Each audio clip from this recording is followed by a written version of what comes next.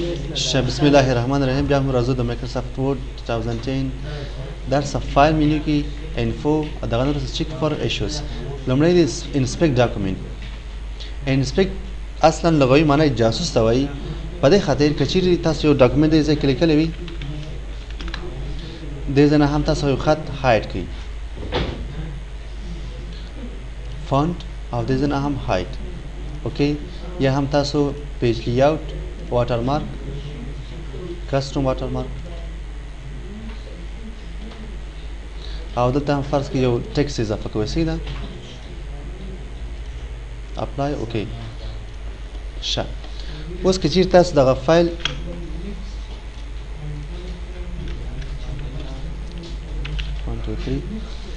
تاسو فرض کړئ دا فایل تاسو د انټرنیټ څخه ډاونلوډ کړئ یا هم تاسو یو دوست درکړئ اوس تاسو ته نه معلومېږي دا خط دلته هایډن شوی دی که نه دی سیده. بیا راځو فایل ته دغه نه وروسته انفو انفارمیشن انسپیکټ جاسوس. جاسوس یعنی اوس ګرځي سیده. ډاکومنټ پراپرټیز یعنی دغه شیان تاسو باید دې ځای نه چک کړئ او کومنټس ریویژن ورژن اینډ انوټیشن دا کوم ځای کې د ریویو مینیو کې دی کوم ټرک چینج تاسو ته غلط راوسی. بل ډاکومنټ پراپرټیز دا کوم ځای کې دی دا پراپرټیز دلته به پراپرټیز اضافه کړو فرض کړئ چې ټایټل نیو بوک مثلا هر شی چې سبجیکټ دی ایجوکیشنل ښه. اتر احمد دی منیجر هم محمود. کټګوري سب کټګوري لري شل کټګوري کومې ډېر مهم دی لومړی ډېر مهم دی this is very nice بله نیو جنریشن نور معلومات هم اضافه کولی شي. راځو انسپیکټ ډاکومنټ یا څه کې دی ځای نه ښه. اوس تاسو ته وایي کوم شیان زه باید چک کړم. هیډر فوټر هم اضافه کولی شي سیده. واټر مارک خو اضافه شوی دی. انویزیبل کانټینټ انویزیبل هغه خطونه چې نه معلومیږي سیده یا هم هایډن ټیکس زه هم دا ټوله چک کړه. انسپیکټ باندې کلیک اوس ګوره وایي په دې ډاکومنټ کوم شیان شته. ډاکومنټ پراپرټیز هم شته که نه مخکې ورته اضافه کړئ ښه. هیډر فوټر هم شته. هیډر فوټر نه شته. اینډ واټر مارک دې کې شته. خط موږ داسې هایډ کړی و که نه هغه هم شته نه.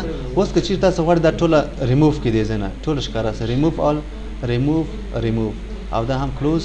اوس راسئ پراپرټیز کې چې نه شته نه شته. هم ته راسئ کوم هایډن ټیکس هم تاسو کولی شئ دې ځای نه هم ښه. څو پاراګراف مخکې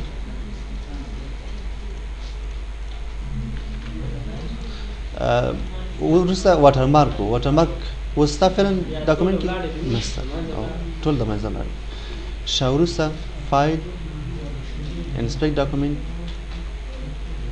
اوس هېڅ شی نشته ټول شیان معلوم ده. وروسته چک اکسیسیبلیټي که چیرې تاسو دې ځای نه یو پکچر اضافه کړئ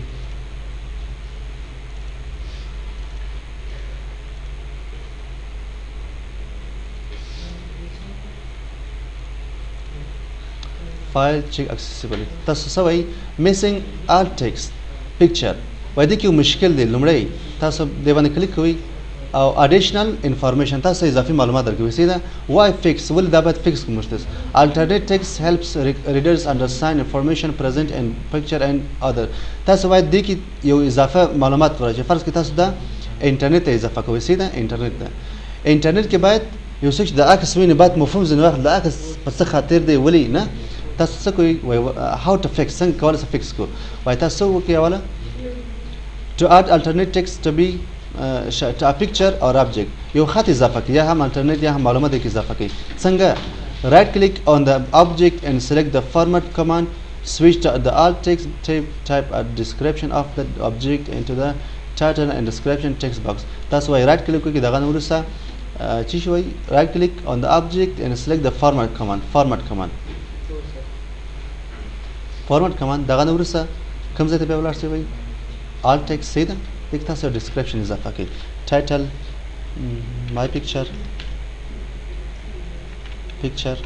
او description this picture is for this سیده دا هم کلوز.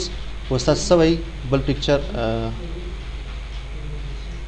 ښه بل مشکل هم پیدا کوي موږ مخکې دا سکویر کوي نه دا باید انلاین سي اوس کوم مشکل شته انسپیکشن ریزلټ نو اکسیسیبিলিټي هیڅ مشکل نشته اوس دا څنګه تاسو دا راشي سیواس او دې ځنه هم د ویب په صفحه کې تاسو ویب پیج ډیسکټاپ هر نوم چې ورکوي تاسو یا څه کې دې ځنه هم کروز اوس ګوري کله چې تاسو دا خلاص کړئ عکس راځي فقط کرسر ودرې هغه معلومات دې کې راځي معلومات راغی کنه ټول ټیپ کې تاسو دغه معلومات مای پکچر او دا هم نور اضافي معلومات بل سکرین ټیپ ورسته